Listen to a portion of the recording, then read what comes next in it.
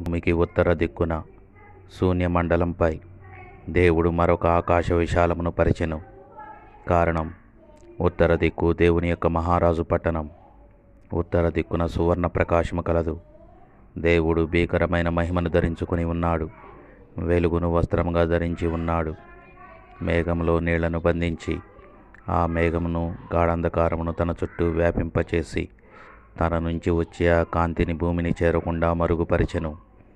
పోత పోసిన అద్దమంతా దట్టమైనదకు ఆకాశమును వ్యాపింపచేసినట్లు నీవు వ్యాపింపచేయగలవా అని దేవుడు అడుగుచున్నాడు. యెహోవానగు నేనే సమస్తమును జరిగించుచున్నాను. నేను ఒక్కడినే ఆకాశ విశాలమును పరచువాడను. నా హస్తములు భూమికి పునాది వేసెను. నా కుడి చెయ్యి ఆకాశ వైశాల్యమును వ్యాపింపచేసెను. నేను ఒక్కడనే ఆకాశ మండలమును విశాలపరిచిన వాడని దేవుడు చెప్పుచున్నాడు.